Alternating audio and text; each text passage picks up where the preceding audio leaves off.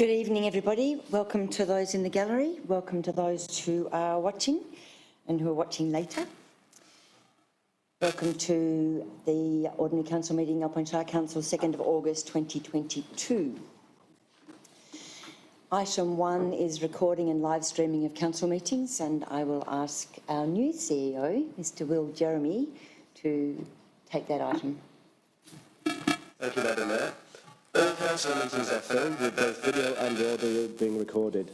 Video is focused on a specific area, however audio from the entire room is captured. Question time will still be held, however it is requested that questions be submitted in writing prior to the meeting. By submitting a question, you consent to your question being read aloud at the meeting.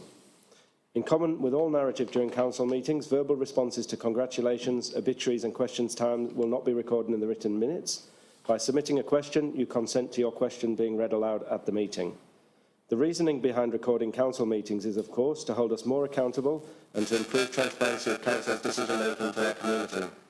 The full meeting is being streamed live on council's YouTube channel, which is Alpine Shire Council, and it will also be available on the YouTube channel shortly after this meeting.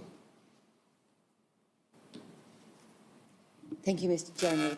Item 2 is acknowledgement of traditional custodians and recognition of all people. The Alpine Shire Council acknowledges the Tongranong traditional owners. Well, we don't normally. We just had a question about standing up, and we have stood up in the past. And I thought when you go to a meeting, everyone doesn't stand up when there's a welcome. That's an official council meeting. So should we? I think we should. Okay, so we will stand. No, that's good, because I didn't ask. I just thought I was...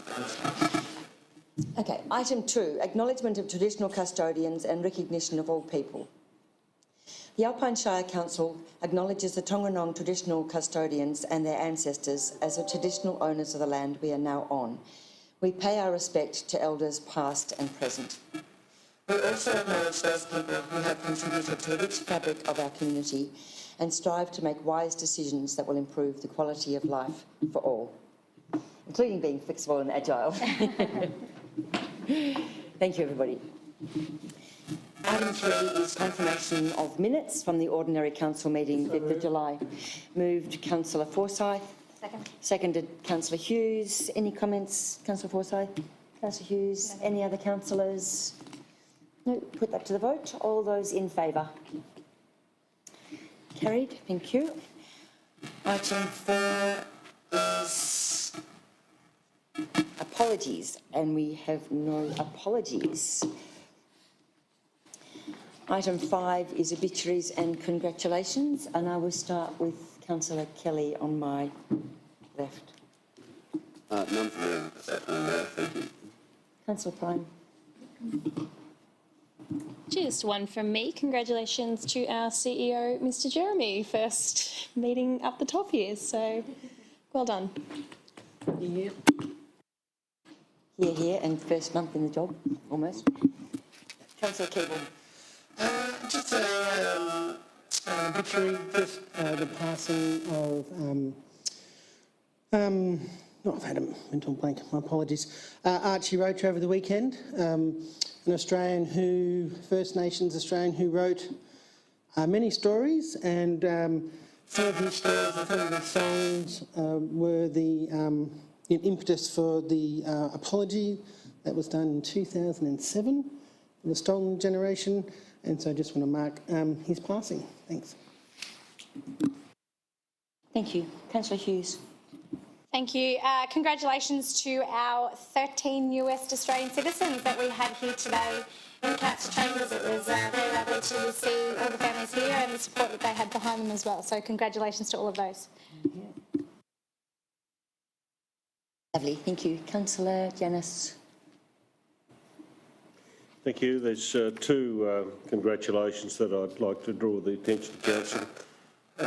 One was the Sunday, sorry, it was National Tree Day.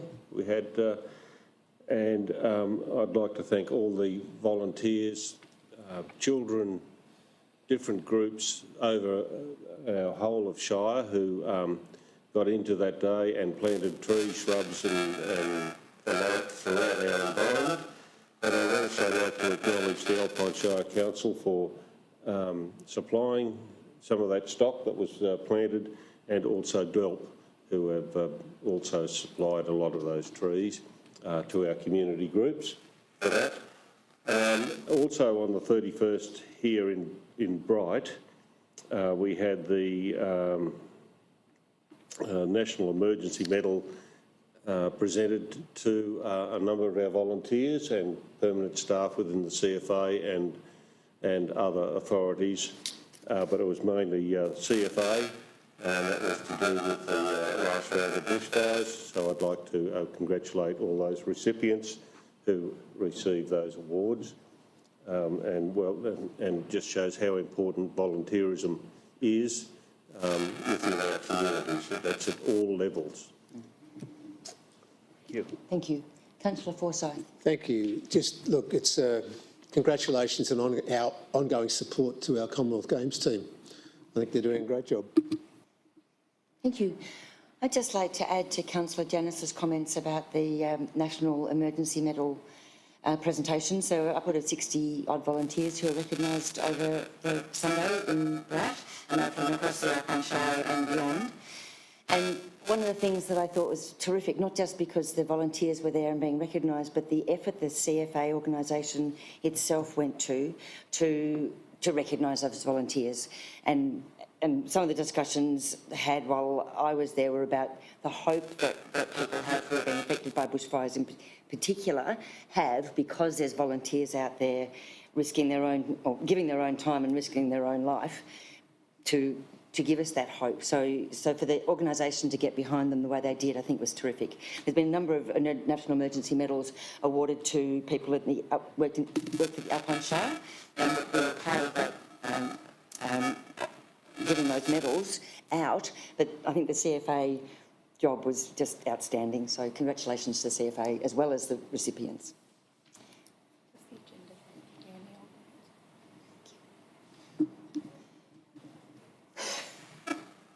And I've just had pointed out to me that I was in the wrong agenda, so I'm very glad I've got a very... someone sitting next to me who can read. So the next item is item 6, declarations of councillors by councillors of conflict of interest. This is a fairly complicated procedure tonight because we have both community events and community organisation funding coming up, and so the people will be going in and out. And I will. I've got a complicated piece of paper that we'll go through, but I'm just going to go around and ask the people to declare their conflicts at this point in time as well, starting with Councillor Kelly. Thank you, Mayor. I would declare a conflict of interest with respect to the community grants item and the kangaroo hop it, and also the events funding of the Big Hill event, the Shifty 50. Thank you. Councillor Kelly. Prime. You two need to sit next to each other. We said there would be some issues tonight. I'll be declaring conflict of interest for item 8.2.2, the event grants, as I am on the Dedarang Picnic Race Club Committee, and 8.2.3, community grants for the Alpine Children's Services and Bright Food Co-op. Councillor Keeble. Thanks, Mayor. I have a conflict of interest in 8.2.2, the event funding program for Popunka Primary School. Thank you. Councillor Hughes. I have a conflict of interest for items 8.2.2 and 8.2.3 for various reasons. Make a Bake Market, Popunka Primary School, Alpine Children's Services and Happy Valley Hall. Thank you. I have none. Councillor Janice. Thank you. I'll declare a general conflict of interest in item 8.2.3 as a member of the Myrtleford and District Land Care Group. My wife is secretary. Thank you. Councillor Forsyth. I'm not declaring a conflict of interest, but I'm just bringing this up as note, and that is that in 8.2.2, the events funding, there is funding being released for the Myrtleford Rotary Club Show and Shine, and this isn't an ad for it, but it's in October. And what day? The 1st, I believe. So this was something that had been decided upon 2 years ago. I did not sit on that evaluation committee at that time, and I also vacated the room when the funding was allocated back then. So it's basically a release of funds. Otherwise, I have no conflict of interest. And Councillor Hughes, turn your mic on when you're talking. Thank you. So as you can tell, it's quite complicated. The next item is public questions. We have a question on notice from Mary Pike, who I notice is in the audience. Would you rather that I read it from here, or would you like to stand and... I'll start with that one. The question, as I said, is from Mary Pike on behalf of the Mount Beauty Community Centre. Oh, sorry, it's about the Mount Beauty Community Centre online facility. During a meeting with an Alpine Shire officer at the Mount Beauty Community Centre, I was made aware of the new facility established for online meetings. In relation to this facility, I posed the following questions. On whose initiative was this facility established, as there was no community engagement involved? Is the facility available to local community groups, and if so, why has there not been general distribution of information to these groups? And there is a third question. Is there a cost involved in the use of this facility? And I will ask Ms Havercroft to answer. Thank you, Madam Mayor. So the first question was, on whose initiative was this facility established, as there was no community engagement involved? The Mount Beauty Community Centre has recently had some audio-visual upgrades installed to provide additional services to users of this facility. This is part of many facilities that are being upgraded over the coming 12 months. The upgrade includes a new projector in the main hall with motorised 160-degree projector screen, 2 Quest Audio 12-inch wall-mounted speakers with Bluetooth connectivity, an amplifier and an infrared hearing augmentation loop for hearing-impaired people. The system's perfect for presentations, movie nights and events with a Bluetooth microphone. In addition to this, a new meeting room has been set up within the centre. The new services include a meeting table and some chairs for availability of 10 people. A meeting room television system equipped with audio call capabilities and wired laptop link is set up too. There's also some work to upgrade the curtains to make presentations easier to see. The current yellow curtains are apparently a little bit light if you want to have a presentation during the day. Public Wi-Fi is also coming shortly and will be available at the centre in the coming months. There's a programme of upgrades taking place across our facilities, and this is just one of, I think, 6 that are being done within this financial year. Number 2, is the facility available for local community groups? And if so, why has there been no general distribution of information? This additional equipment has already been used by some in the community. We're awaiting some photos of the new facilities, and then it will be available to book through the new booking facility on the Alpine Shire website or through Mayor Alpine. Is there a cost? Yes, it's $16 an hour. Thank you. Thank you, Ms Havercroft. I would now call for questions from the floor. If anybody has any questions. No? Okay. Okay, we'll move on to item 8, which is presentation of reports by officers, and start with our Chief Executive Officer, Mr Will Jeremy. 8.1.1, contracts approved by the Acting CEO.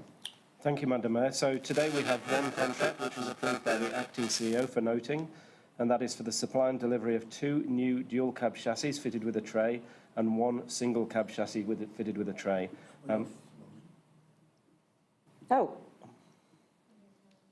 Brendan's next door. For those people online can still hear us, we just seem to have got that. So we'll hang out for a bit. Excuse us.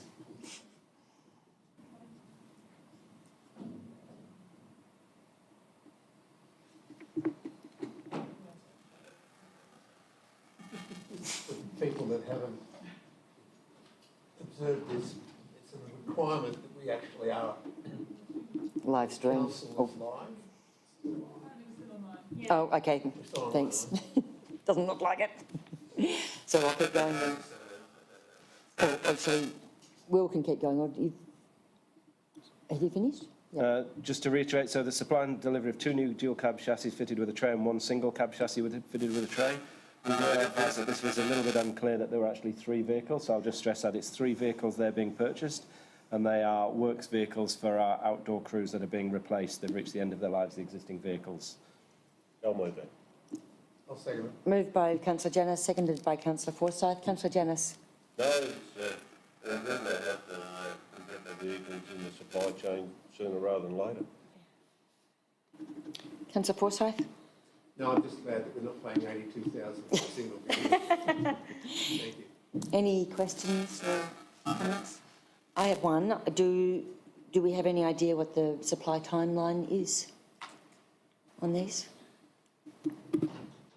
Thank you, Madam Mayor. My understanding is that when we placed the order, these were for vehicles that were very close to being available, and they're either in the fleet now or they're in council being prepared to be added to the fleet. Fantastic. That's really good news. Thank you.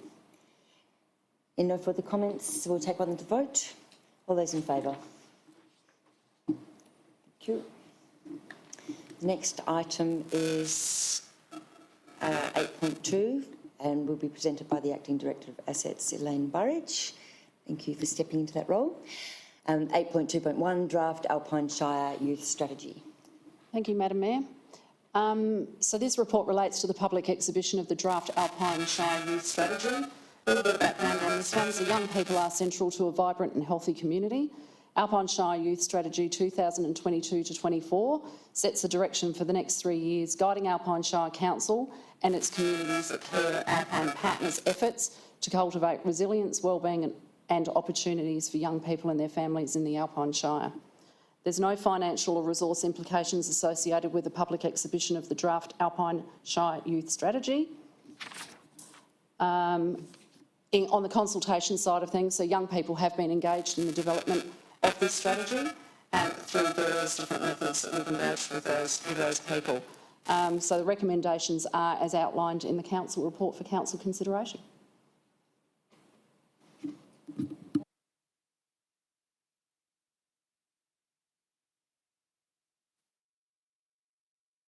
Well done, Madam Mayor. Yes, I'm all for this. It's going to be put on exhibition, as it says, for a period of 28 days. So I encourage people to have a look, particularly young people. Excuse me, really good just noting there that there was 201 young people aged 12 to 25 have been engaged throughout the development of this draft strategy, which is fantastic to see. So hopefully there's a little bit more input there. Councillor Kelly. Thank you, Mayor, and welcome aboard at this stage. Great opportunity. It's great to see the communities that care Alpine it's actually a broad-based organisation across youth organisations, but also with health focus and other support. We let many regional areas do sporting really well, and I think sporting clubs of all kinds and shapes and sizes really flourish in our area. I'd really single out in priority 2 there around the focus on our flourishing youth for the arts, in the space of the arts and culture and creativity. Not every young person is attracted to sports and to sporting teams and those kind of activities. So calling out that priority, I think, is really important to inclusiveness and having all our young people feel there is an avenue for them to explore and learn about it. So I really endorse this and look forward to people's feedback. Thank you. Any further comments or questions from the councillors? Councillor Hughes. Thank you.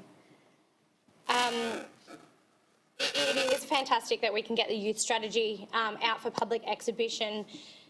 201 young people, that's fantastic, but it is a very small portion of our Alpine Shire. So I'm urging adults who have the youth in their care to really sit down with them, tell them what it's about, why they're being engaged, to really get that attention brought to, as Councillor Kelly has said, to all aspects of what our youth need, and the feedback is much welcomed. My question is, Ms Burridge, the communications process, apart from putting on the exhibition, obviously through council website, what other avenues are being used in this process, please? Thank you, Councillor Hughes. So there's an engagement plan that we've put together which will address how we consult and engage with our community going forward while the document's out in public exhibition. Thank you. Thank you. Anything further? All those in favour? Carried. Thank you. Next item is the event funding program, which is when we start the revolving doors, I think it's called.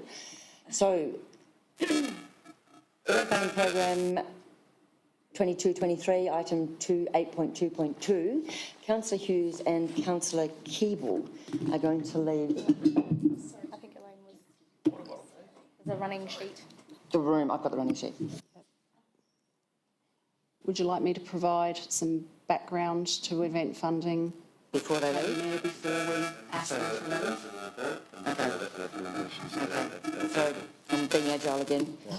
No, thank you. Burridge is going to talk to the report before the councillors leave the room. Sorry, Thank just you. practice. Thank you, Madam Mayor. This report relates to the allocation of funding through Council's 2022-23 event funding program. So a little bit of background on this one. We received 36 applications with a total cumulative request of 169,974 in financial sponsorship through the funding program this year. The events permitting and funding framework has come into effect as of the 1st of July 2022. Council officers can carry out a preliminary scoring of each application against eligibility criteria and as per the criteria that's now contained in the new framework. The panel has recommended, guided by the preliminary scoring and eligibility, applications and council, Guided by the preliminary scoring, a panel assessment has occurred with community members from across the Shire. The panel recommends that 32 applicants receive support through the program. Financial implications with respect to this item. There's a total of $132,000 that has been recommended to support the delivery of events through the program this year. This amount, plus an amount of $106,350 to support events from previous years, so 2020-21 and 21-22 event funding programs, will equate to $238,350, which is available within the budget of $305,000. Now we get to recommendations, and please bear with me as I work through this. So we need to ask Councillor Hughes and Councillor Keeble to leave the chambers at this point. And we'll note the time at 5:25 p.m.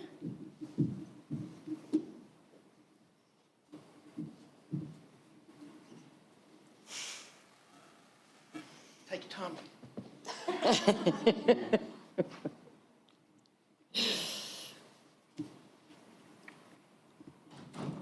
So the first recommendation for Council to consider is to allocate funding to the Bright Make It Bake It Grow It markets of $2,000 and Paul Punker Primary School celebrating 150 years to the value of $2,000. Thank you, Councillor Forsyth and Councillor Janis. Councillor Forsyth? Councillor Janis? Further comment or questions? No? All those in favour? Okay. Now we can have Councillor Hughes and Councillor Keeble back. Oh, yeah. Councillor Prime, yeah. Councillor Prime and Councillor Kelly will now need to leave. Yep. Councillor Chambers. Yeah, thank you. So returned at 5:26 and left at 5:26. Don't go too far away.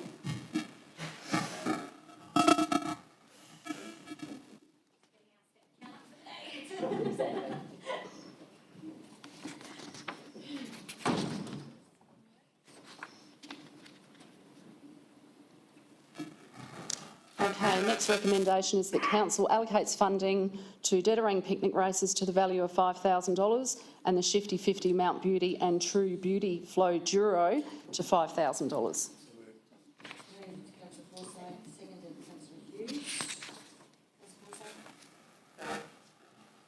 I think the Debtors picnic races is an excellent event, and it's just one of those iconic things. I have an understanding that they probably might have asked for a bit more. However, 5,000 should get them over the line again this year. I'm interested in the name, the ship. I think you'll have to go in it. I can't answer that one. I'm sorry, Councillor Janis. Thank you, Councillor Janis. Councillor Hughes? Nothing. Nothing? No further comments, questions? All those in favour? Carried. Thank you. 5:27, councillors Prime and Kelly returned.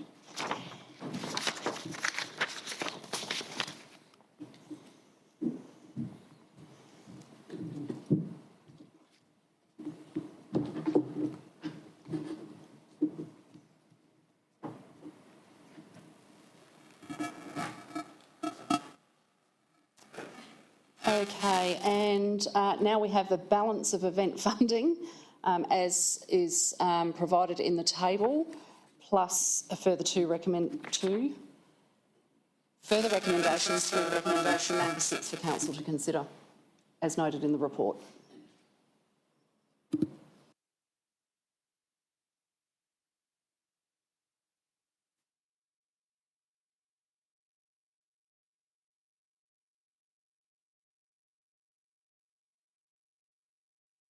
I support all the recommendations put forward to council.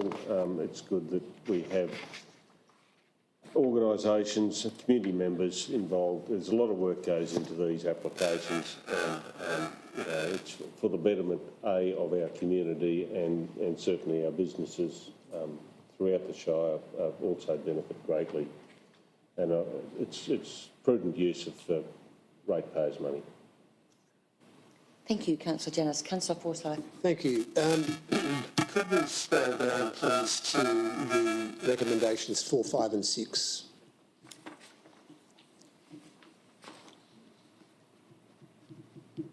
Right. Recommendation 4 delegates authority to the Chief Executive Officer to distribute the residual or unspent funds of $66,000. That's a great amount of money to have up your sleeve, I believe, Mr CEO.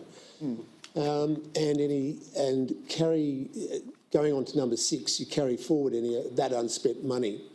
I'm hoping also that any events that have been flagged in this current year that do not go ahead, their funding will also be carried forward, although it's not stated there.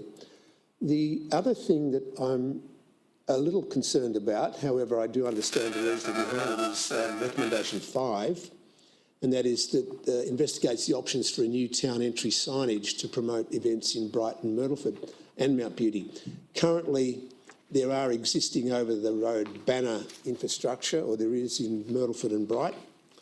My understanding is that that will not be used in the future, and so we have to have something else. We can't have big flashing signs because it is on a major road, or they are all on major roads. So hopefully we can come up with something that's innovative and multi-use in the process. So any time frame on the investigation for that? Because I know I've got an event coming up in October. I don't have a time frame for that one currently, Councillor Forsyth. Right. Okay, thank you. Thank you, that's all. Thanks, Mayor. Any other comments or questions? Councillor Kelly. Thank you, Mayor. Just jumping back to recommendation number 3, the allocation for events that were unable to be delivered. I think it was last year the event strategy was agreed upon by council. Ms. Burridge, in terms of those events that are receiving funding for the previous years, are there any events there that are sort of in that events funding? I encourage other people to read the strategy because it's quite a good structure in terms of how we classify events and how much funding they're eligible for and the process of accommodating them. Are there any of those sort of tier 1 style events that this is their last round of funding, based on that event strategy, Ms. Burridge? Thank you, Councillor Kelly. So essentially, with the introduction or the implementation of the event permitting and funding framework commencing 1st of July 2022 this year, essentially the clock starts with those events this year. So there are certainly event funding, the level of event funding for some events that has rolled over is significantly higher than for some of those events that have applied for funding this year, but the clock starts again, correct. Thank you. Thank you. These events are what we're providing funding for, however, they are not the only events that happen within our Alpine Shire too. So just making note that some of these are one-off events and some of these are reoccurring events. And they're all, not all, but a lot of them are community run as well, volunteer based. So I really urge people to spread themselves out amongst the Alpine Shire and experience something that they haven't done in a different town. So if you're in Bright, go over to Mount Beauty, head to Myrtleford and do all of those things because you'll be awakened to some new possibilities and there's some really great things that happen within our Alpine Shire on a regular basis. Thank you. Any further comment, question? No? I'll take this to the vote. All those in favour? Carried. Now we move on to item 8.2.3, and this will be another revolving door program, and I'll ask Ms Burridge to introduce Community Grants Program 2022-23. Thank you, Madam Mayor. So this report relates to community grant funding for this current financial year. A little bit of background on this one. So we received 40 eligible applications through the funding program while it was open this year, with a cumulative funding request total of 292,363. The applications were reviewed by an 8-member assessment panel comprising of 4 community members as well as councillors and council officers. These applications were assessed against various criteria, which includes alignment to the council plan and the municipal public health and wellbeing plan. The assessment panel has recommended that 21 applicants receive funding, with 12 to receive the full amount of funding as requested and 9 to receive funding at a reduced level. The Community Bank of Bright have committed to contribute $37,253 towards 11 projects. Sorry, I'm skipping a bit. Here we go. So the financial and resource implications. So the current financial year budget includes a provision of $80,000 to support community projects through the Community Grants Program. The recommended allocation of $71,275 through the community grants that are recommended fits within the allocated budget. So bear with me for a second because this one's a little bit trickier than the last one. So I've got a bunch of recommendations. The first recommendation will require Councillor Prime, Councillor Janus and Councillor Hughes to please leave the room.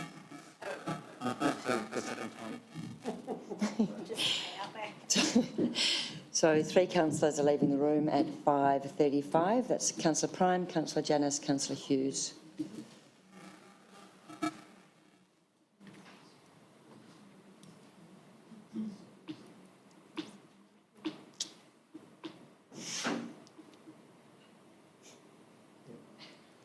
Okay, so the first recommendation is for Council to consider a community grant to the value of $4,095 for Alpine Children's Services, Bright Food Co-op a community grant of $3,800 and Myrtleford and District Land Care a community grant of $1,675. Moved Councillor Forsyth, seconded Councillor Keeble. Councillor Forsyth. I agree. Councillor Keeble. Councillor Kelly, nothing to add? Nothing. Okay, we'll take that one to the vote. All those in favour? Beautiful. Carried. Councillor Prime and Councillor Janus can come back into the room.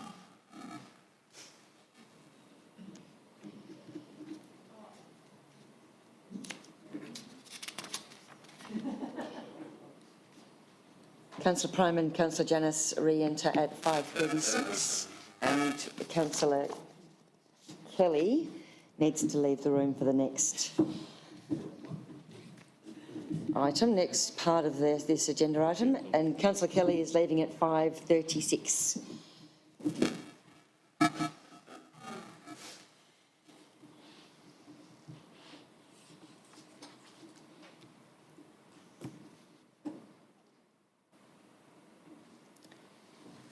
Okay, the second recommendation for Council to consider is that Happy Valley Hall Committee is provided a grant of $1,025 and that Kangaroo Hoppet is provided a community grant of $5,635.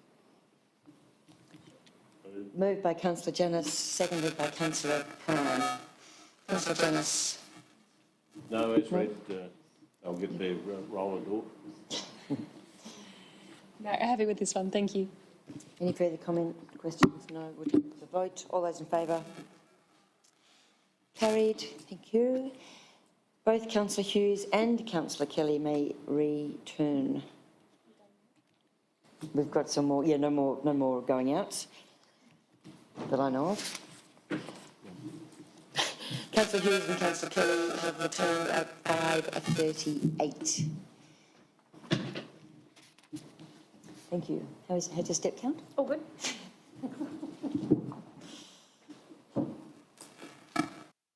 Thank you. Okay, and so the balance of the three recommendations. So recommendation 1 is that council allocates funding as provided in the table contained within the report.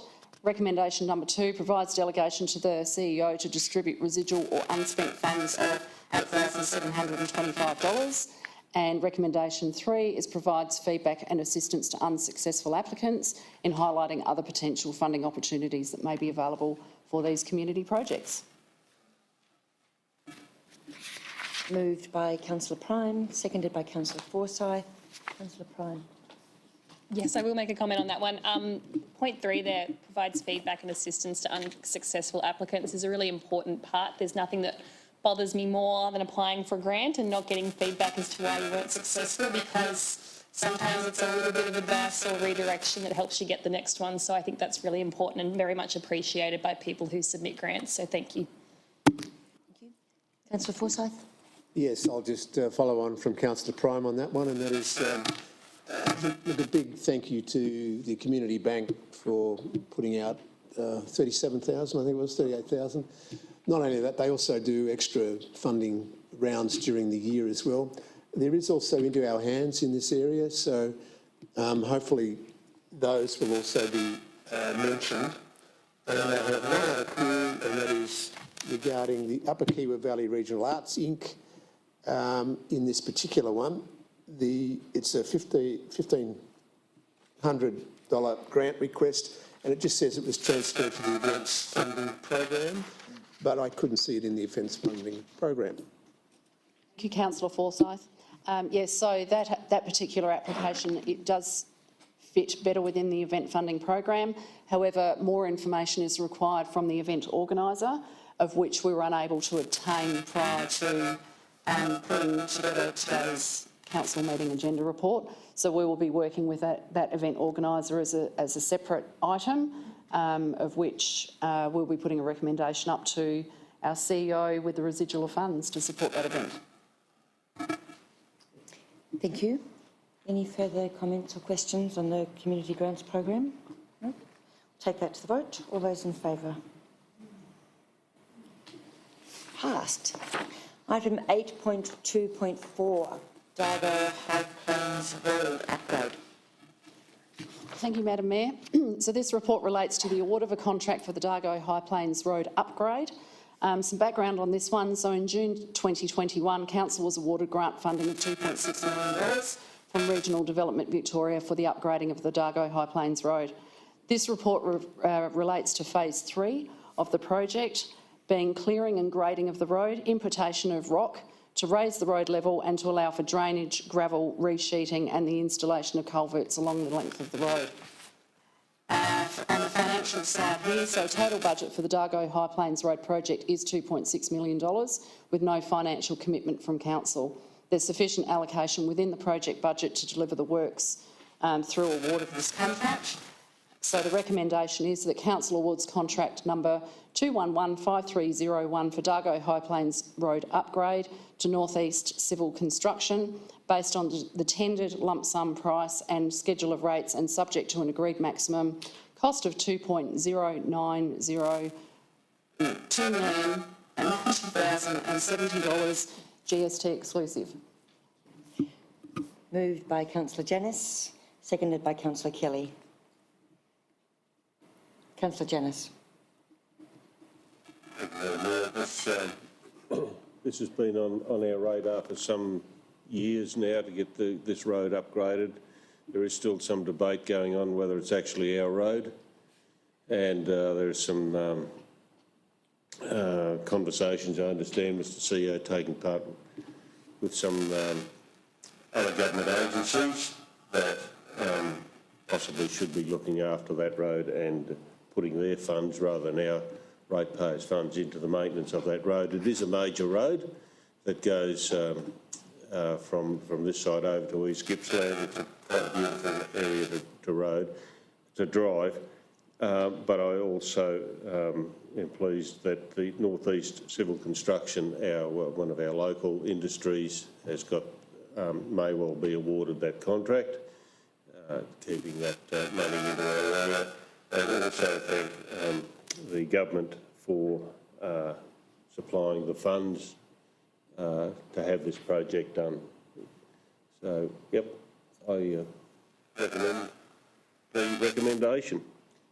Thank you, Councillor Janus. Councillor Kelly.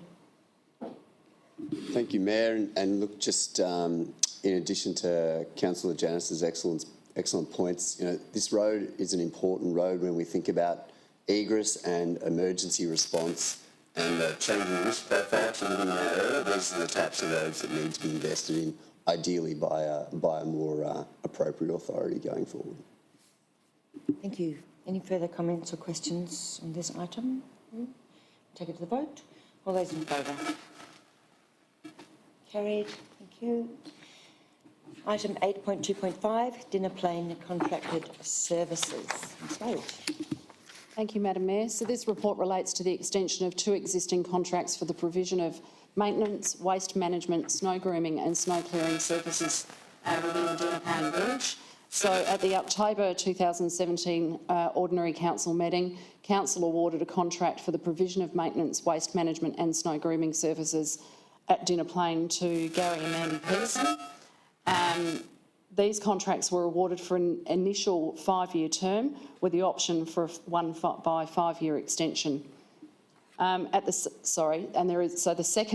second contract, in that same meeting, Council also awarded a contract for the provision of snow clearing services to Gary and Mandy Peterson.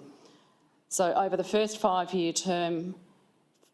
contract term, an increase to grooming and waste services and snow clearing has occurred, and this has been incorporated into the contract extension that we're talking about today. So the financial and resource implications, there's an increased contract scope across the 2 contracts, which translates into an increased year 1 cost of just over $26,000 per annum compared to the current contract prices. There's sufficient allocation within the 2022-23 budgets to deliver the planned scope through execution of the 2 optional contract extensions. These contracts incorporate a CPI adjustment to be applied annually on the anniversary of the contract. So recommendations, there's 3 recommendations as are provided within the report for Council to consider.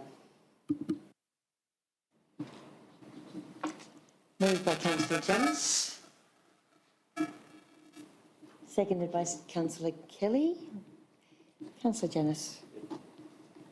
Thank you. I'm confident in the services that CFA and Peterson provide to Council and to the ratepayers and visitors up into the Dinner Plain area.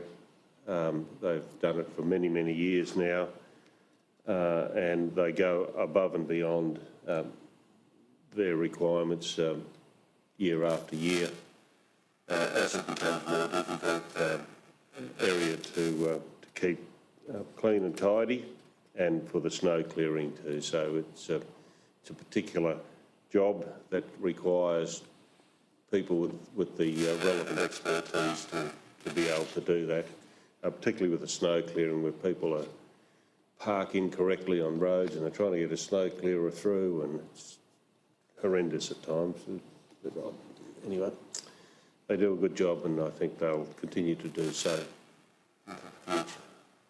Thank you, Councillor Janus. Councillor Kelly. Thank you, Mayor. Just one question, Ms Burridge. Am I right in thinking that at the expiry of these that are put to Council tonight, there'll be a market-based process required, test the market in terms of a new service provider or potential service providers? Thank you, Councillor Kelly. Perhaps I can answer that one. So there is no opportunity to extend these any further. It is one single option to extend, and we will go out to a market test and full market tender after this extension. Thanks, Mr Chairman. Councillor Forsyth. Just a quick question. Is this funding that come out of the dinner plane fund, a special fund or not?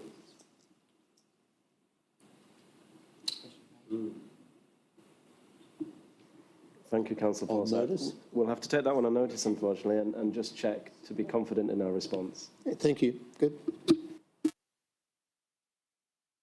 Any other questions? Take that one to the vote. All those in favour? Carried. Thank you. The next item is 8.2.6, funding applications. Thank you, Madam Mayor. So an opportunity exists currently for Council to seek funding from various state government grant funding programs that have just been released. There are 3 grant funding opportunities currently open for applications. Following an assessment of projects in Council's project pipeline which meet the grant funding criteria and discussions with Regional Development Victoria, it's recommended that applications are made for projects as identified in the recommendations. Lost a page, sorry, excuse me. So the financial resource implications with these applications, the Investment Fast Track Fund and Regional Infrastructure Fund require a 4:1 ratio of co-contribution from Council, and the contributions are outlined in the recommendations. The Universal Design Grants Fund requires no contribution from Council. Consultation, so there's strong community support for each of the projects for which a funding application is proposed. And the recommendations are, so there's 3 recommendations as provided in the Council report for Council to consider. Moved by Councillor Forsyth and seconded by Councillor Prime. Councillor Forsyth. I think whenever council can get a 4:1 funding, they put in third. I think it just makes good sense for us to go for those funding applications. The Investment Fast Track Fund, the development of Shire-wide tracks and trails master plan, those type of things come up very rarely. And if we've got them in place, then it will identify specific things that can be done, and then we can kind of identify those and make them shovel ready for when funding applications are available for a specific thing. So even though it looks like it's just a master plan, there's a lot more to it. It leads us to being able to do things at a moment's notice, and we need that flexibility going forward, I believe. Thank you. Thank you, Councillor Forsyth. Councillor Prime. Yeah, just one question from me, either the CEO or Ms Burridge, whoever would like to answer it, just because we have a couple of Kiwi Valley locals in the room, and just out of interest, can you just explain the extension of the Kiwi River Trail and what that entails? Thank you, Councillor Prime. So the scope of this project involves extending the existing trail from the end point, which is down near the confluence of the West Branch and the East Branch, following the East Branch of the river up to Dams Road, and then there'll be a shared trail connection back to Embankment Drive, because we understand that people would like to do the circuit in a loop and park at one point and complete the loop. It will also include an out and back, which will connect from the bridge over Dams Road down towards the trail that already exists towards Mermaid Pool. So that'll just be an out and back section down there. That will be a gravel trail, so to a lower standard than the full shared trail of the loop. That'll allow people to walk down there down to the river pool. Thank you very much. Thank you. Any further questions or comments? Councillor Janice. Thank you. Just going back to Councillor Forsyth's commentary in relation to the master plan tracks and trails. I'm just wondering if the CEO might extrapolate a bit more information in relation to what the sort of get the $625,000 in a plan going forward, and can we sort of have some thinking about the justification for that much money for a plan? Thank you, Councillor Janus. So if I reflect on the piece of engagement we did recently around the Sport and Active Recreation Plan, we went out to the community and we sought from the community what were the most popular activities across the Alpine Shire. What came back through our survey, the number one was identified was bushwalking, number two was walking, and number four was recreational cycling. So we know that these are very popular activities. They're what our residents like to do in the Shire, and they're also what bring visitors to our Shire. And that's mirrored by Victorian participation rates, which also, from a similar survey that Ozplay did, the top identified activity was recreational walking. So what we're doing with this funding is we're recognising that there's a lot of interest and a lot of participation from our community in these active recreation activities. We're using this opportunity of external funding, which, as Councillor Forsyth noted, has a generous funding ratio, to set ourselves up well for the future. So we have had quite a lot of success in securing external funding over recent years, and it has left our portfolio of projects which are shovel-ready somewhat depleted. And this provides an opportunity for us to have a Shire-wide look at our tracks and trails network, to look at where are the opportunities there are missing links which will connect parts of our network together, to look at where are the potential opportunities for extending our network, for opportunities for new tracks and trails, and for new opportunities to connect the Shire. So it does sound like a significant investment, but what we're going to get out of it is a number of projects that will be essentially shovel-ready and ready for us to be able to leverage external funding to deliver them. So we'll be doing some master planning, concept work, potentially some surveying. We'll start looking at what the approvals are required for those projects, and potentially also getting into things like our cultural heritage management investigations. So putting in tracks and trails is a significant piece of work, and therefore there's a requirement for us to actually invest in this before we're ready to deliver those projects. Thank you. I think that's important information to have. And are we also considering, when we put these things in, the maintenance factor for those trials? I note in item 2 that is an estimate of $30,000 increase in the annual maintenance budget for the Kiwi trial. So I assume that our other tracks and trails throughout the Shire will have funds allocated to them as well. Thank you, Councillor Janus. It's a good point. I think historically we've not done a great job in evaluating the impact on our operation and maintenance costs when we put our project applications together. And a recent prompt from Councillor is what's resulted in us doing this piece of work for this application. So to answer your question, yes, going forward, we've committed to Council to putting more effort in than putting capital funding applications to understand the operational and maintenance costs. This one's interesting. So the $30,000 increase associated with this trail. We've done a piece of work with our maintenance team. We've estimated that there are 50 man-days per year of maintenance required for this trail, and that's because it's very close to the town centre of Mount Beauty, where the same community has a high expectation of the standard of maintenance for this trail. And based on our historical engagement with the community, we've got an understanding of what we need to do to keep this trail up to a reasonable standard. So that $30,000 is approximately $10,000 estimate for contracted services, so that's weed spraying and slashing services, and it's the cost that we've estimated for a resource in council or for a team of resources to keep these trails maintained. And this is an approach we'll be taking going forward as we put in funding application recommendations to council, is to have this level of transparency. Yes, thank you, Mr. Chairman. I know it's a little bit off track, but I think it's important that the public understand some of the thinking behind some of these decisions as well. Thank you. Thank you, Councillor Janus and Mr Jeremy. Councillor Kelly. Thank you, Mayor.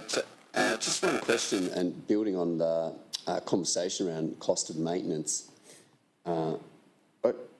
When I look at that number there, would it be right to say that we need in the order of 10 to 20 new rateable properties to support the maintenance of a trail like that? And we're talking about one particular proposal, but we've got trails everywhere But is that a simple metric? Thank you, Councillor Kelly. It's on the face of it a quite simple metric, but it's not how we've worked out how we would fund those maintenance costs. It's certainly something that we could consider, but we've done the piece of work from the ground up, I suppose, rather than what more would we need to fund it. We've considered how much might it cost, and then to influence or to inform what kind of recommendations might come forward, so we can, with our eyes wide open, take on funding opportunities or commit to capital spends.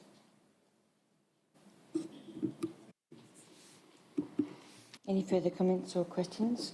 I do have a comment just for clarification on item 1B in the recommendation, development of a master plan for public facilities within the Debtors Recreation Reserve.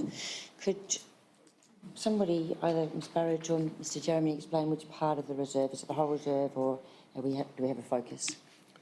Thank you, Madam Mayor. So we've had some engagement with the Recreation Reserve Committee, and what they've explained to Council is that there's a demand for access to public facilities in Debtors, and there are currently no properly accessible public facilities that are looked after and maintained by Council. So this piece of work here is really to look at an area towards the front of the reserve. There's an existing amenities block there which is typically kept locked at most times, except when the events are on. There's an old area where some caravans have been cleared. And what the Reserve Committee has asked us to do is look at establishing there an area which is essentially a publicly accessible area with amenities that are cleaned by Council, with some picnic tables and with a bit of parking. So it's essentially a small subsection of the whole reserve. It's not a master plan for the whole reserve. It's really looking at potentially establishing some really well-designed community facilities at the entrance to the reserve. Thank you, Mr Jeremy. Nothing further from any councillors? No, we'll put this to the vote. All those in favour of the recommendation as it stands? Carried. Thank you, Ms Burridge. Now we move on to section 8.3, which will start with 8.3.1, governance rules, and Ms Helen Havercroft. Thank you, Madam Mayor. I'm trying to juggle two things for the first time since I took over this role, so apologies if the agenda on the screen wobbles about a bit while I try to find my place. So thank you. This report relates to a review and an update of our governance rules. In May 2020, the Local Government Act allowed electronic attendance at council meetings as a way of dealing with the COVID-19 pandemic. And very successfully, meetings were taking place online.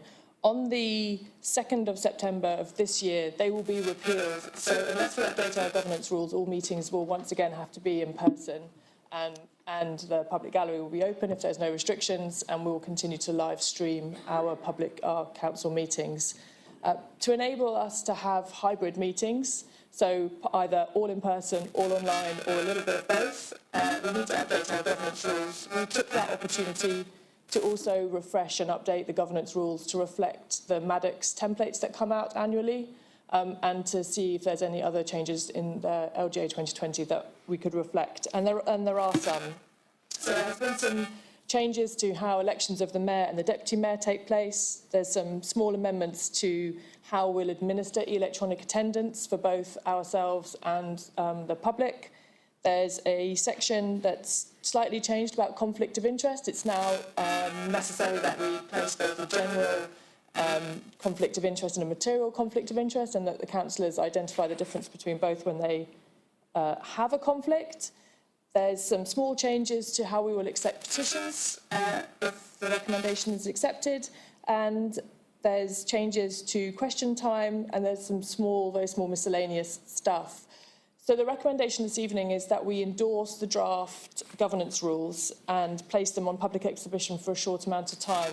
The governance rules that we placed into public exhibition look a little bit messy because the track changes are in there. We are asking for comments on the amendments rather than the whole suite of governance rules themselves, so that the track changes appear in there, which isn't a mistake, could look like a mistake. So the recommendation this evening is that Council endorses the draft amendments, releases the draft amendments of the governance rules for a period of public consultation, with submissions closing on the 19th of August, and then presents the governance rules to the September meeting to enable the October meeting to be undertaken in a hybrid fashion if we wanted it to. Moved Councillor Hughes, seconded Councillor Prime. Councillor Hughes. We're evolving with the times. We've all seen that it can work, so I think being able to introduce different governance rules to be able to allow for these things to continue through is, you know, just taking that next step to what we're capable of. Reading through everything, you know, you change one governance rule, which then in turn inflicts changes to another. So these are, you know, important things to have there, and we do rely on them quite often to go back to make sure that we're doing things properly as well. So, yeah, I endorse this one. Thank you. Councillor Prime. Yeah, thank you. Sorry. Thank you very much. Thank you for explaining that very well, Ms Havercroft. Not straightforward at first glance. Yep, as Councillor Hughes said, we're just rolling with the times here. Those things had to exist, obviously, for the last couple of years, and now we've just got to make sure everything's above board going forward. So I'm happy to endorse these. Thank you. Any further comments or questions? Councillor Forsyth. Just a question, pardon me. In one of the previous, I think it was the youth strategy, was put out for public consultation for 28 days. This one I note is only kind of 17 days. I can understand the reason that we need this back quickly, but is there a statutory amount of time that things should go out for public consultation or not? Thank you, Councillor Forsyth. So our customer engagement policy sets out the reasons why we would undertake our community engagement and the amount of time that we might expect to have items on exhibition and the depth of that engagement. In this situation, the changes are very minor, and we would really like to be in a position to not have a hiatus where we're unable to roll with the times, to use the terms of the councillors. And we think those that are really interested in making any comments about the governance rules will immediately do so. So I think it is 17 days we feel is enough, and it's a good reminder that it's going out for public consultation immediately. Usually we will wait until the minutes have been published and that the next newspaper round is out, but these will be on our website as tomorrow, I'm hoping, to give us maximum amount of time before the next council meeting. Thank you, Councillor Forsyth. Thank you. Councillor Kelly. Thank you, Mayor. I just want to point out the emphasis in the proposed amendments on the preference of attending in person, and I think there's no substitute for that when health and other conditions allow. So I think that's a really important emphasis in there. And if there is a need for a councillor to not attend physically but electronically, there's an application process there. I think there's a 24-hour notice period based on that reading, and I think they're practical amendments. Thank you, Councillor Kelly. Any further comments, questions, discussion? I'll take that to the vote. All those in favour of the recommendation? Carried. Thank you. Next item is 8.3.2, Revenue and Debtors Management Policy. Mrs Havercroft. Thank you, Madam Mayor. This is a routine review of our revenue and debtor management policy and has been timely in that it comes about just as the Victorian Government has introduced legislation through the Local Government Legislation Amendment (Ratings and Other Matters) Bill 2022. This bill delivers the first phase of what we expect to be quite a lot of amendments to how we manage revenue and debtors across all local councils in Victoria, and the focus we are anticipating will be on how we manage those that are in hardship, how we apply interest to overdue debts, and how we maintain our aged debtors list in accordance with our policy. So there is actually very few changes that happen during this review, but we're anticipating that when the amendments come through in their bulk in June of 2023, that we'll be undertaking a much more thorough review of our revenue and debtors management policy to make sure that we're in accordance with the state legislation as it comes through. So on that basis, the recommendation this evening is that Council notes that a review of the revenue and debtors management policy has been completed, revokes the previous policy, adopts the revenue and debtors management policy as attached to the minutes this evening and signs and seals at the appropriate stage of this meeting.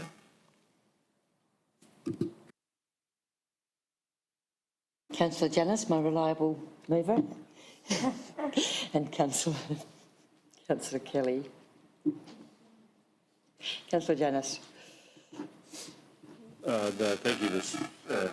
Hancock, for that good synopsis of the report. We will be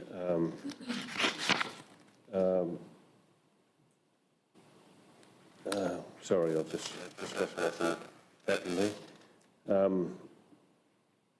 Yeah. I like your synopsis. I'm sorry, I've just gone blank. Would you like to reserve your right? I'll reserve my right. Thank you. Councillor Kelly. Thank you, Mayor. Ms. Haddock, I think you're right in terms of the Ombudsman report, and there's more to come, I think, going forward. You know, when we've been compared to other service providers, councils are there's some real opportunity for improvement. In terms of hardship, and you know, today the cash rate went up another 0.5%. We have a provision for bad and doubtful debts in our accounting, and that's a pretty standard practice. I guess a question on notice or a suggestion is around, is there something else we could start tracking against a benchmark, or tracking and publishing to understand the extent of hardship that our community members might be experiencing right now when our first lot of new rates notices drop, or as we progress through the year, just so we can be a little agile, which I think is the theme of the evening, in terms of thinking about what levers we do have to push and pull to accommodate, because I think cost of living is a real concern for many in our community at the moment, and it's only growing.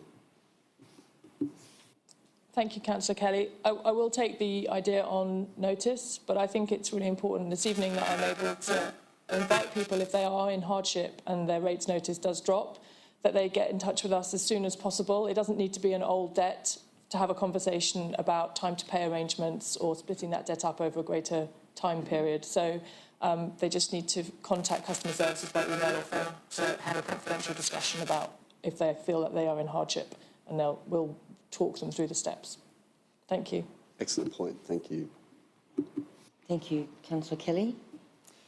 Further questions or comments? I'll just read out in our report, Madam Mayor, the collection of debts should be undertaken equitably, and that is fairly and impartially, consistently, efficiently, effectively, and in accordance with good governance. And I take the point of Mr Havercroft is the confidentiality of those discussions, which are most important for people to be able to come forward and say, and can we have a conversation about this? Yeah. Thank you. Anything further? No. Take that one to the vote. All those in favour? It's passed. Thank you. Item 8.3.3, instruments of delegation. Thank you very much, Madam Mayor. This is a very short report that, following Council's formal appointment of the Chief Executive Officer at the special Council meeting on the 15th of July, an update to the delegated powers to the Chief Executive Officer is considered prudent. There have been no changes to the delegations, but following the form that when we appointed our acting Chief Executive, Alan Clark, we made a Council report, it seemed prudent that we did the same on the appointment of William Jeremy.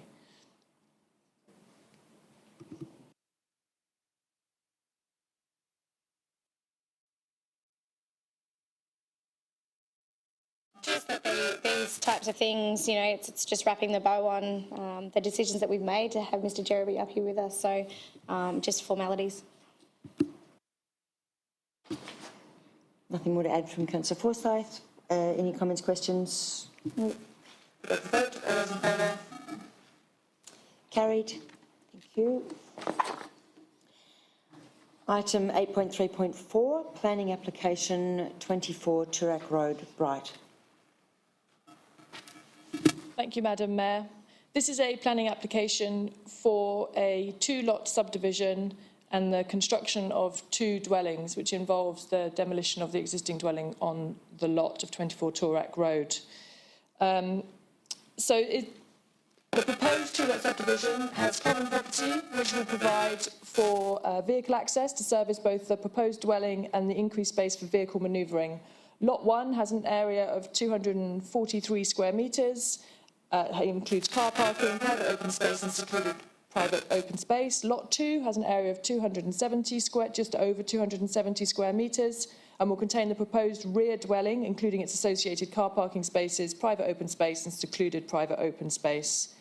Together, the lots have a driveway along one side, and the car manoeuvring is at the front of the front dwelling, so that the vehicle access and exit will be frontwards from the road.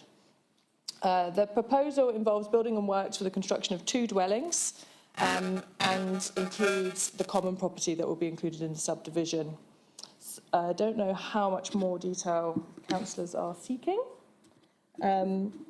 So in accordance with the land that is all around it, both to the north, the east, the west and the south is general residential zone. The land currently to the south is utilised as a caravan park, but it is zoned differently. Around the property, there are other houses that are both single and double-storey dwellings. There is subdivisions that have taken place on both sides of the road within the close vicinity, and the recommendation this evening is that that planning is granted for the subdivision and the construction of 2 dwellings.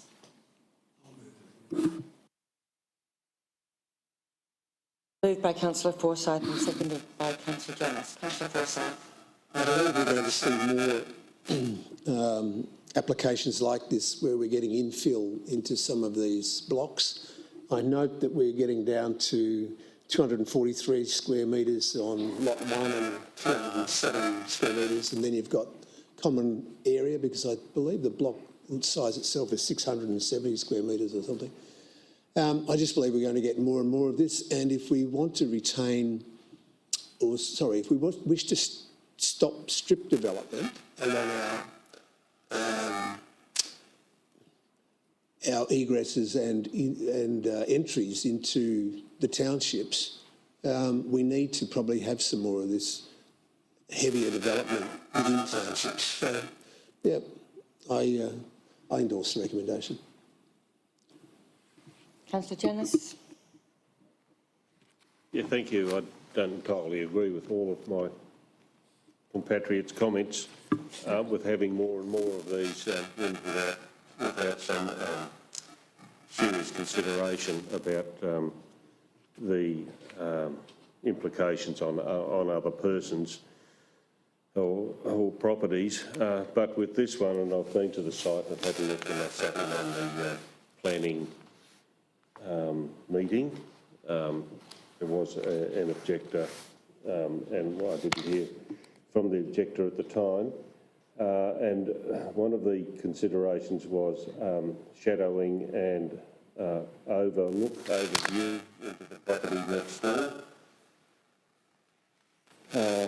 which is, I suppose, in this day and age when we're doing all these small subdivisions, can become a problem, particularly when you're used to a particular lifestyle. But the applicant has moved the height of the windows from looking at the plan, so that from the rooms, particular rooms, there's no looking out onto some areas. The shading is taken with the standard September 3 p.m. shadowing formula. They have moved the driveway so that they have to move out forward onto Toorak Road, and because and that's the most practical and safe thing to do, because if you try and go backwards out onto there, there's going to be a nasty collision, I believe, with the amount of traffic that continues to go along that road. So 651 square metre block is a small block, and then to divide that up is starting to become problematic, I think, with a lot of things. But the applicant has met all the guidelines within our planning rules. So, thank you. Thank you, Councillor Janus. Further comments or questions? Councillor Kelly. Thank you, Mayor. Just one question, and I don't want to get a reputation for quirky planning questions. I think I had one at the last council meeting. But why is this development not a battle axe block?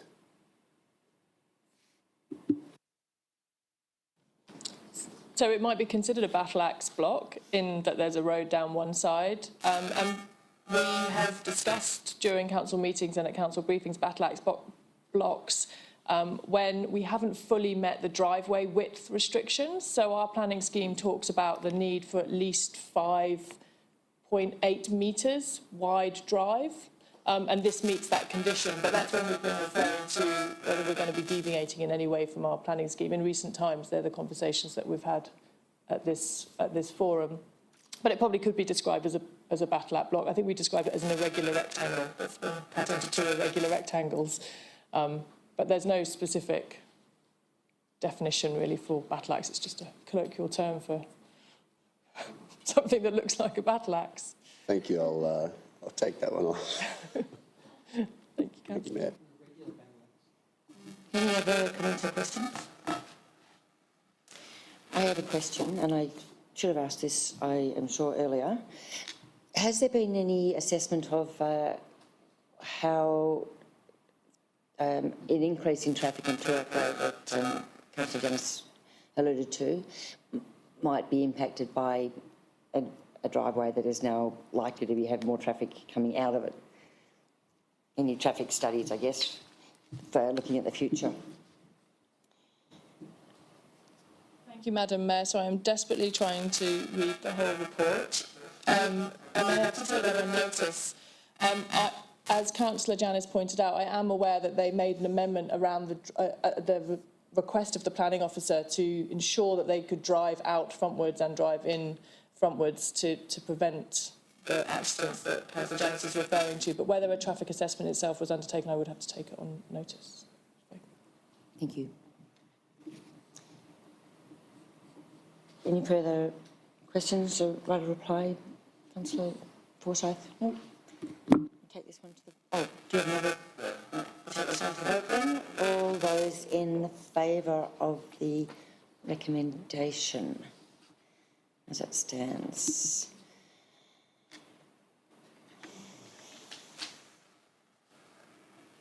Okay.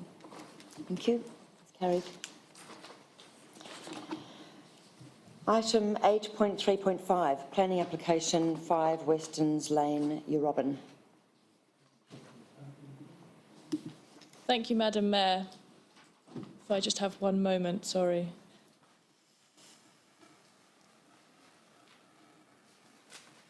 Planning reports are very long.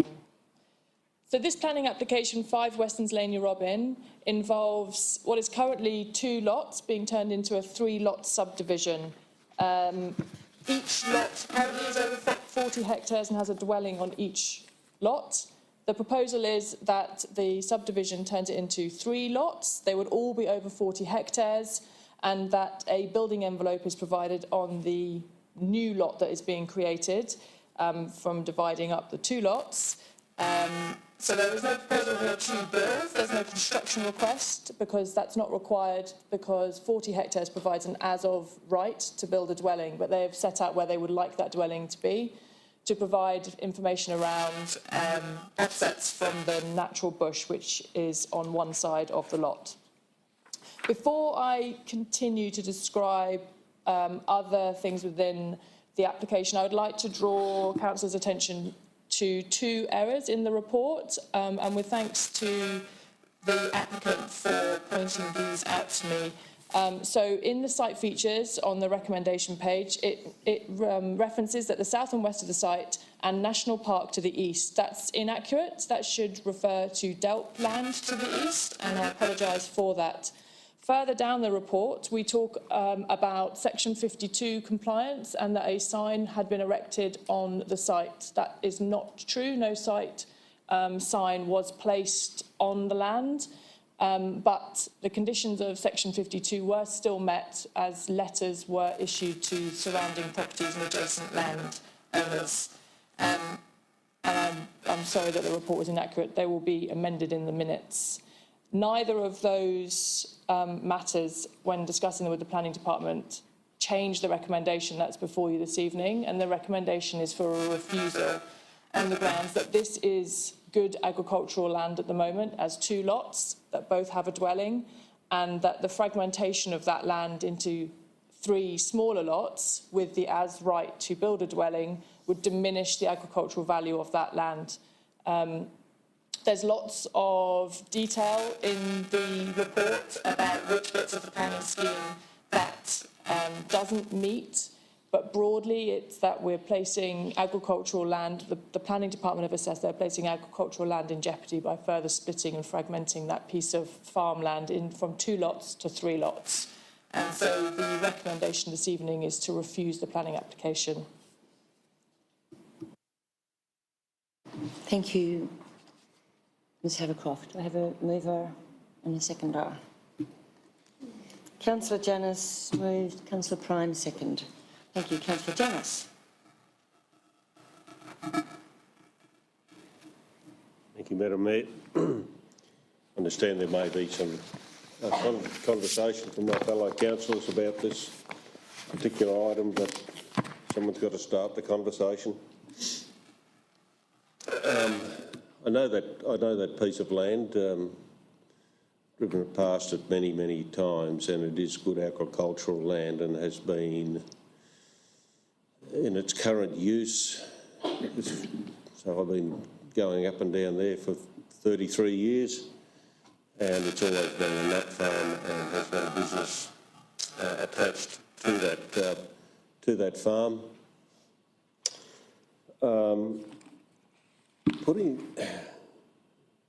I suppose the point I go to is that the subdivision would cause a fragmentation of viable agricultural land. And I think what we're trying to establish with agricultural land, particularly in our shire, which has got some high value land for agriculture, is that to try and actually to consolidate, not necessarily to split it up into other areas.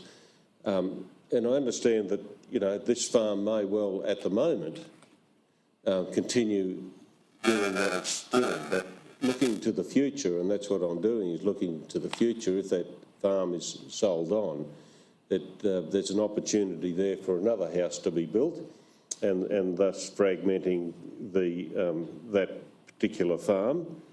By having another house, you're going to have sheds, you're going to have yards, driveways, gardens. It's all taking away at that time from that piece of land valuable agricultural land. And I know there is an as of right to do what they want to do on that particular land, but the point I come back to is the fragmentation of that viable agricultural land and the proliferation of dwellings, as it says in the report, on viable, productive agricultural land going forward. Now, I know there are different points of view with my councillors, but I'm looking to the future where we can retain that land and not start looking at breaking this land up. We want to consolidate some of these blocks and more blocks to bigger blocks, rather than the opposite. Thank you. Thank you, Councillor Dennis. Councillor Brown. Thank you, Madam Mayor. I think Councillor Janus makes some excellent points there, and there's a lot of things to look at with a property like this. We're very fortunate here in northeast Victoria to have some extremely valuable agricultural land.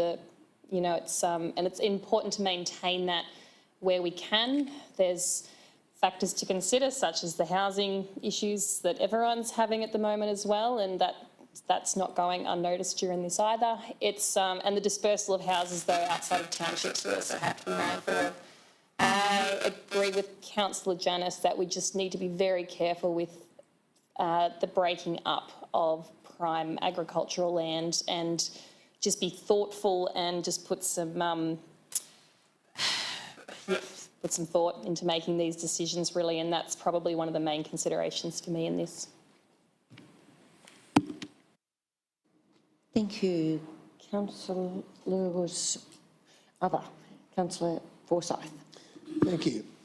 I'll just bring councillors' attention to one aspect of the report, and I'll read from it. The mapping indicates that the subject sites are located within an area that has been assessed as an area of medium agricultural capability.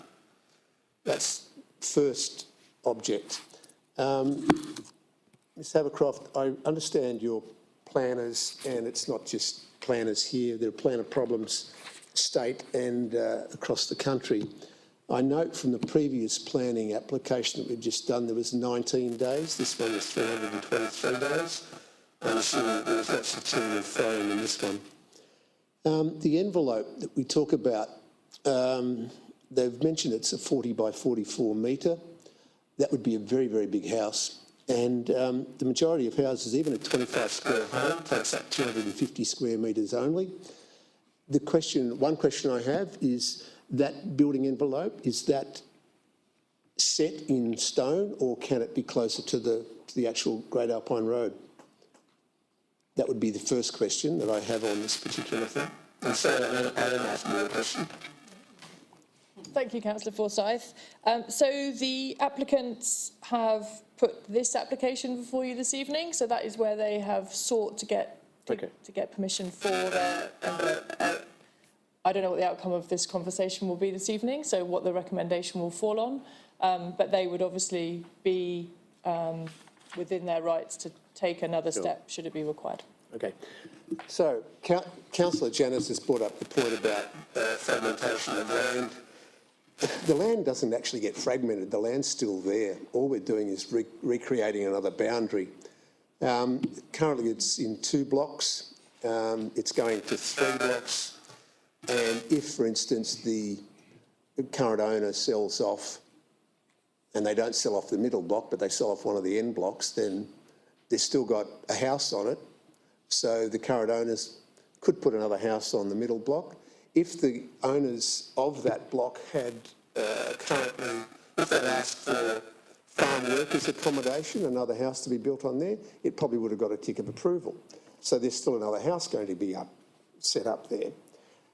Moving on from that, the surrounding mats on the western side of the Great Alpine Road are all 40 hectares or less, or the majority are, and we have some really interesting high-intensity agriculture going on there.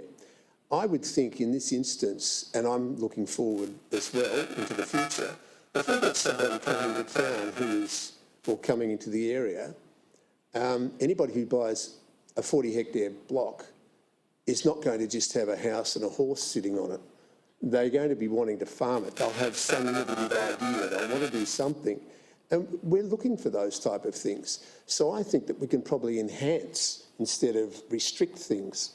That's getting for the grounds of the refusal. I have a question marks against a couple of them.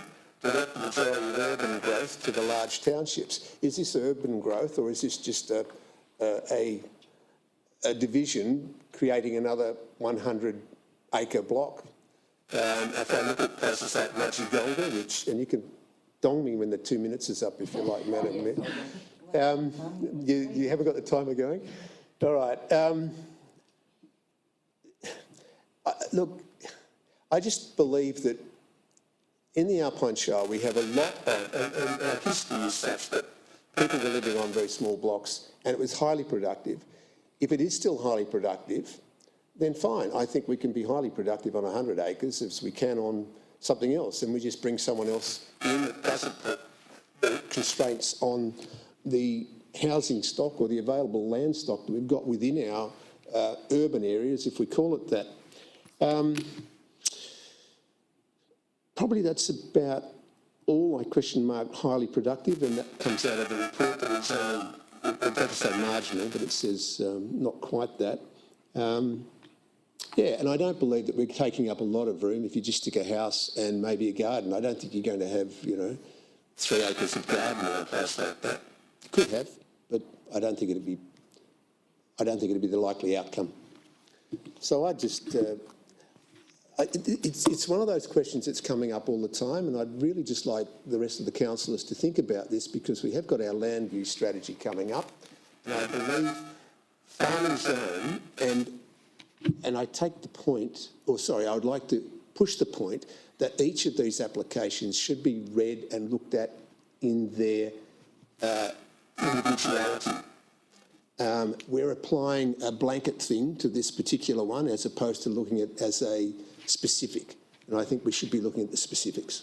My time's up. Yeah, it is time. It is. Thanks, Councillor Forsyth. Anybody else? Councillor Kelly?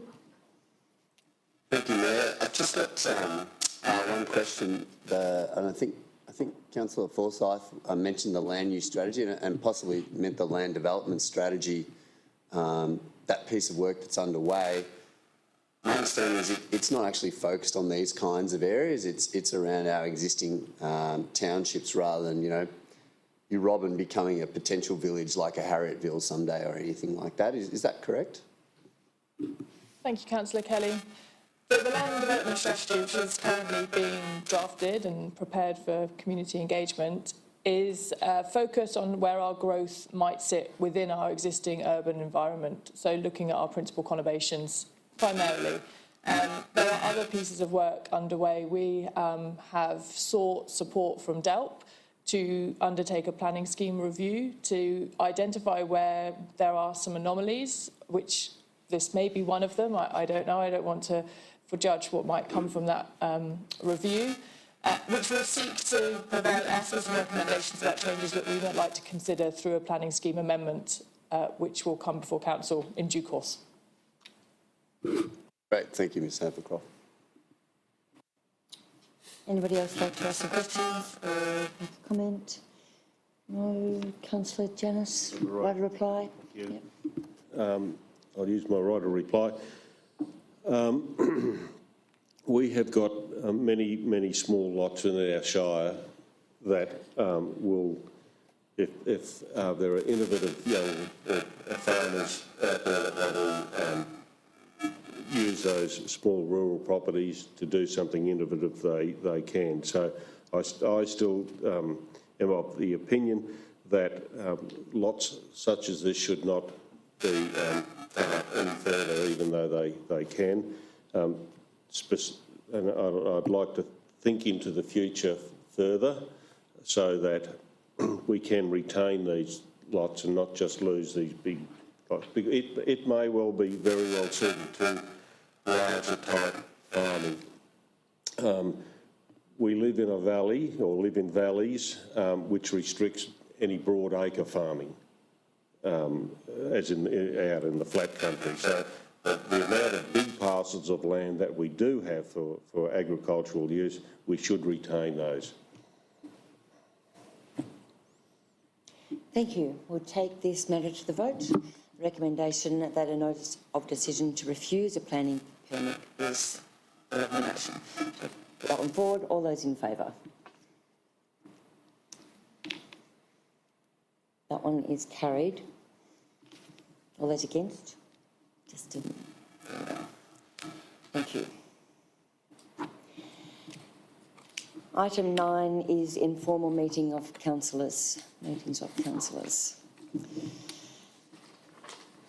And we have a requirement to list the meetings that we have had, and they're listed, and the recommendation is that the summary of informal meetings of councillors for June-July 2022 be received. So moved by Councillor Hughes, seconded by Councillor Kiwi. Any comments? No. Put that to the vote. All those in favour? Carried. Thank you. The next item is presentation of reports by delegates. So, and I will start at Councillor Forsyth's end, just in case. Sorry, I'm a delegate on a couple of things, but I have no reports because we haven't had any meetings. So, thank you. Councillor Janice. No, I haven't had any meetings either. Councillor Hughes. Councillor Kiwi. Councillor Prime. No. Councillor Kelly. Great. Moving on to general business, and I'll start at the other end. Councillor Kelly. Thank you, Mayor. I'll start local and First item is Ben Buckingham is competing. The qualifying rounds are underway, and hopefully we'll see him on Saturday night in the final. So keep that Ben from Myrtleford there. The second item is that August marks the 6-month marker, I guess I'll say, for the current Ukraine conflict, and I do know that this is having I do want to acknowledge there's an enduring impact on some members of our community. I guess my call out is that if there is something you would like or would recommend the ASC to consider in regards to that, to show our concern, then please reach out. I don't have ideas on that, but I do know it is impacting members of our community. And third and finally, our Prime Minister has announced his intention to have a referendum on an Indigenous voice in Parliament, and I guess my call out is to everyone to take a look at what's being proposed, have a really open mind. We haven't had a real national kind of step forward in this space, or consideration to step forward for many years, and not since one of the other milestones we spoke of earlier in terms of the apology. So I'd ask everyone to have an open mind and get engaged in that, because it is an important step. Thank you. Thank you, Councillor Kelly. Councillor Prime. Thank you, Madam Mayor. A couple of items from me. A lot of Mount Beauty locals will be aware of the North East Water Project with the proposed pump station and weir that's been going on. And just wanted to thank North East Water for the time and effort they've put into everything, and they've announced last week that there'll be an independent review process of the current sites proposed. So thank you to everyone who's involved, and thank you for being polite and attending meetings and just, really hashing through things. And we're all got different opinions, but it's good to have a community that's passionate about certain topics as well, and pay attention to what's going on. So thank you for that. Just wanted to do a quick shout out to the Debtors Mount Beauty Football Netball Club. Had their netball and football premiership reunions this weekend just gone. Of the 62 seniors win, the 1990 A graders win, and the 2001 seniors win. And not so much about the premierships, we don't get a whole lot of them at Debtors Mount Beauty, but anyway. But more to the time and effort that went into organising something like that. And it was a fantastic turnout on the day. Actually, quite a few players from the 1962 premiership were there. And I'm probably going to miss a few names, but the likes of Di Goonan, Sharon Colston, Cheryl Clutterbuck, anyone who lives in my end of the Kiwi Valley will know those names and surnames. So they just put a lot of time and effort into those things, and without people like that, those things don't happen. So that was well done. Thank you. Thank you, Councillor Prime. Councillor Keeble. Excuse me. Mine's very local. Excuse me, I went down the wrong way.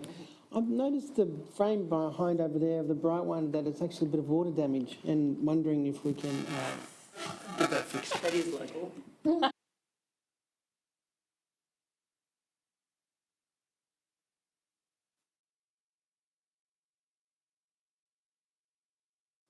Thank you, Councillor Keeble. Councillor Hughes.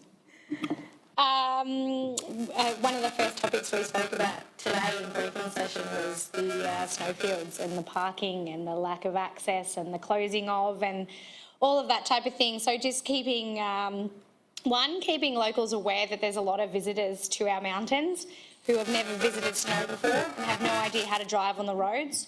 So although we may be more confident, you should never be confident in situations because it changes all the time, but you just need to be mindful of the people around you in these circumstances as well, because from stories out in the community that I have heard, there is some very strange situations going up on those roads. So please be careful, be safe. There's school buses going out there with our little children in it as well. So just wanted to point that out.